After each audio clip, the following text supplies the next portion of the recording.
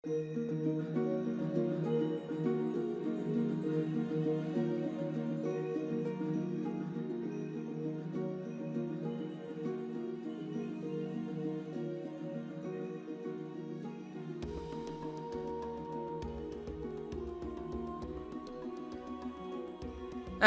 and welcome to the 11th episode of Morrowind Modding Manors, and as always, I'm your host, Darkelf Guy.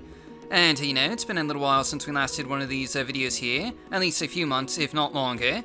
And, truth be told, we'll probably be, adding this series back into our regularly scheduled program, since we have a lot of house mods that we haven't showcased yet, and thanks to some continuing work on the channel's mod testing database, we have quite a few tested house mods that have already been approved for showcasing going into the future. And in any event, today we'll be taking a look at 3 very random and very different looking house mods that have a variety of features, and of course, you'll find down the links for all of them down in the video description below. So let's go ahead and get started with our first house mod here, which is Shimmering Palace 2 by ARHIZ.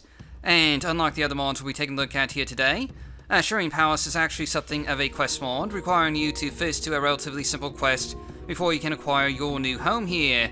And once you do, you'll find it out in the northern Azura's coast region, just barely sort of bordering the Grazelands, and connected to the main island by a series of rope bridges.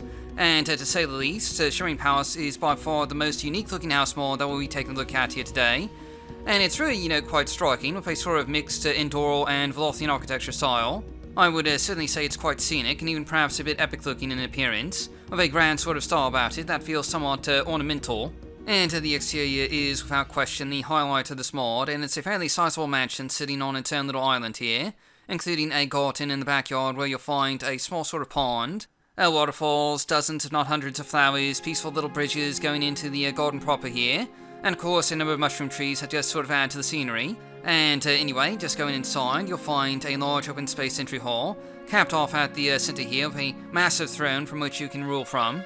And this massive hall here connects to pretty much every other part of the house, including private chambers, servants' quarters, display halls, and much more. First thing to note here, though, is that Shimmering Palace comes with a wide array of transportation services, including a mage who can teleport you around Vardenfell, as well as teleportation stones to all the major strongholds and all that. But moving on, we're next going to be taking a look at the library, which is a rather small chamber here, including a number of bookshelves, tables, containers, and a writing desk for you to use. And not only is this a place where you can, store items and all that, but Shimmering Palace actually comes equipped with that rarest of all features, book sorting, with an NPC servant who can sort and display all of your books. So any books you might be carrying with you will automatically be added to the shelves here. And you'll also find a display hall with a number of display pedestals that you can use to show off your weapons, artifacts, or other, odd miscellaneous items that you might want to show off. And there's also a large number of armor display mannequins in here, which you can use to show off, various bits of clothing and armor if you so desire. And this display hall is actually, directly connected to an armory, which comes equipped with an NPC smith who can repair your gear for you. And another rather convenient feature here is the inclusion of an alchemy lab, complete with, alchemical equipment, labeled ingredient jars, numerous containers for you to use, not to mention an ingredient sorter for both Vanilla Morrowind and the expansions. There's also a small ingredient garden in here, and NPCs who can sell you potions and spells. And it should be noted that most of the NPCs in this house mod can also act as companions, and to travel with you, I believe, on your various adventures. And speaking of NPCs, your new manor does come equipped with an entire service wing, providing you with a number of NPC merchants, from enchanters to clothing merchants and general goods. Not to mention, this is also where you'll find the main dining hall, with enough seats for a fair number of companions. Now, next up, we're going to be taking a brief look at the training rooms here, and there's a variety of these filled with numerous opponents for you to face, so you can get a bit of a workout, killing all these, various monsters and creatures. And now, in addition to all these rooms here, as part of the quest to get this new abode, you also get this fellow, who provides a fair bit of dialogue about the place and can, also arrange to expand your manor's facilities to include such things as guild halls, temples, and personal guards and all that, among other, odds and ends. There's quite a few different options to choose from here, and with regards to the temple, you can actually choose to have a tribunal temple, an imperial cult, or even a shrine to Hermaeus Mora if you so desire. And there's also a small set of private quarters, but, truth be told, it isn't really much to look at, so real quick, we're just going to be taking a look at one last set of chambers here, A series of rather scenic-looking caverns located beneath the manor that you can explore, filled with colourful plant life, crystals and waterfalls and all that. And now overall, Shimmering Palace has a lot to offer, with plenty of NPC services, book sorting, ingredient sorting, new additions and expansions that you can purchase, a quest or two, new companions, a training room, teleportation services, and just so much more. And it's really a fairly feature-heavy mod, and in addition, it's quite scenic with beautiful outdoor gardens and landscaping, making it an ideal home for those looking for something a bit unique, with lots of, bells and whistles and all that. Now, next up for our second house mod, we have House Project by Zylomorr. And unlike our last house mod, this one is a bit more unassuming and normal looking, adding a simple Nordic-style cottage right outside the Siltrada port in Zylomorr, with pretty much no exterior detailing outside of a few windows and a chimney, of course. And going inside though, you'll find the real draw of this home, for if the exterior is, a bit on the plain side, the interior is absolutely cozy and feels incredibly homey, with lots of furnishings and decorations to, well, make you feel at home.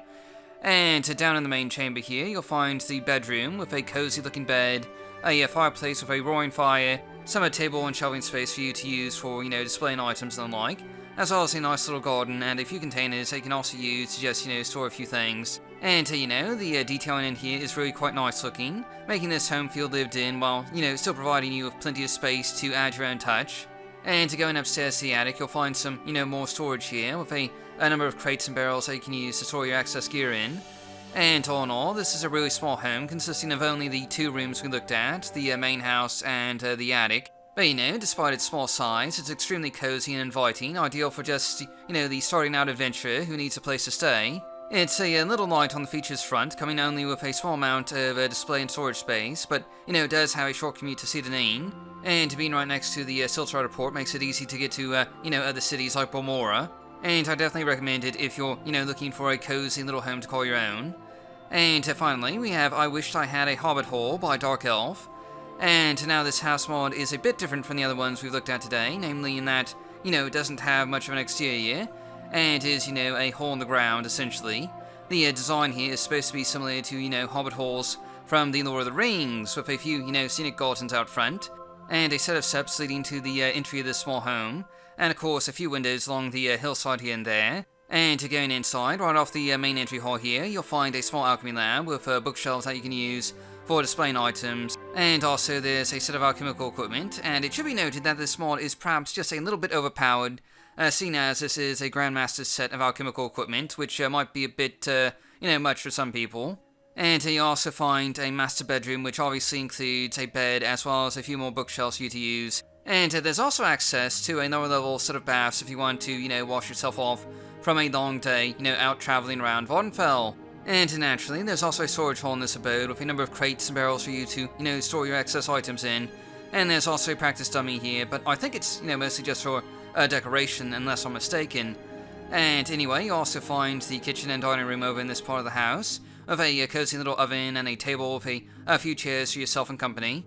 And now there's also a small library in here as well, which mostly consists of just this one small room with a few bookshelves and chests for you to use and all that. And overall, this is a fairly small home that's perhaps a bit unique in design, with a few creature comforts and convenience features, like, an alchemy lab and storage facilities. And we didn't really cover this before, but it does have a bit of a commute, being a modest ways, away from the city of Vivek, along the farmland of the Central Cascade Isles region. And anyway, if you're looking for a small hole-in-the-ground, style of home, you may want to check this out. And that pretty much wraps up this episode of Morrowind Modding Manors, and we'll be back in a few weeks with another episode, and like I said before, we have quite a few, tested house mods that are ready for showcasing.